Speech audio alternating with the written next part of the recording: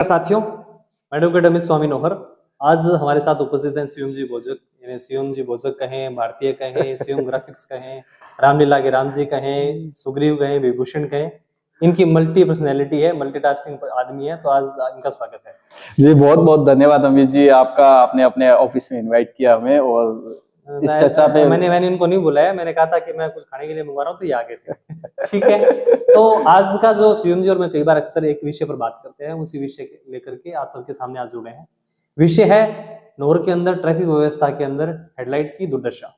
देखिए, काफी दिनों से आप देख रहे हैं कि नोहर के अंदर जो परिवहन विभाग है, आरटीओ है, वो काफी सख्ती से कार्रवाई कर रहा है, लोगों के चालान कर रहा है, उनके डॉक्यूमेंट चेक हो रहे हैं।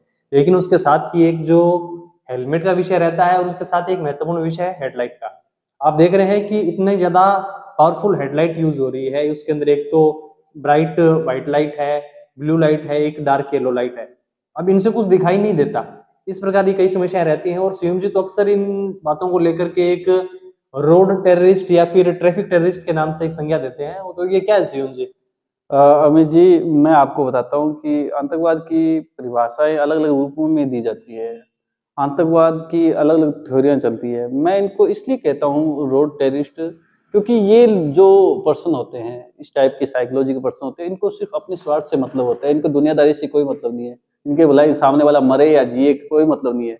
इनका मेन टारगेट होता है कि मेन रोड जैसे वो लाइटें इनका बस चले, तो मैं कहूँ कि ये स्ट्रीट लाइटें लगा के चले अपने ऊपर। बिल्कुल।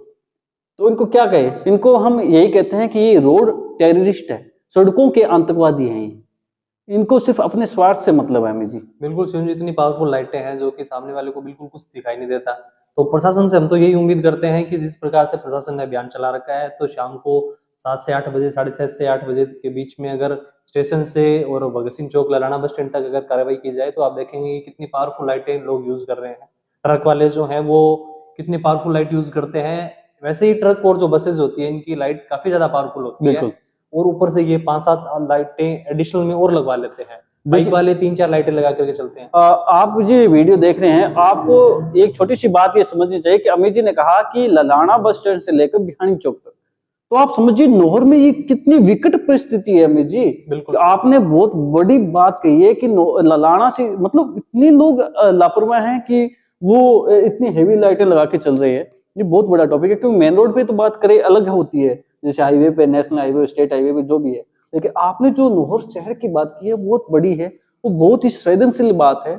और खैर जो भी लाइटें लगा रखी है जिन भाई बंधुओं ने अपनी गाड़ियों पे, अपने बाइकों पे, हम उनसे निवेदन करते हैं कि जब आपको जरूरत हो ना, एकदम एक्चुअली में जरूरत हो, तब ही इसको जलाएं। अदरवाइज मैं तो कहता हूँ कि इसको हटा लें, क्योंकि बहुत ज्यादा दिक्कत होती है। बिल्कुल सीएम जी, देखिए परिवार का हिस्सा वो भी हमारे जिन्होंने लगा रखी है वो भी परिवार है। बिल्कुल, लोगों का नुकसान हो रहा है ऐसी लाइटों की वजह से, वो भी परिवार का हिस्सा है।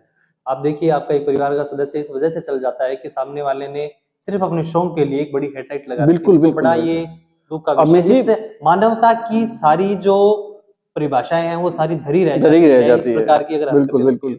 अमित जी, मैं राइडिंग करता हूँ और मेरे को शौक रहता है कि राइडिंग करने का, तो वहां पे ये बहुत ज्यादा प्रॉब्लम आती है हाई बीम में जब चलाते हैं।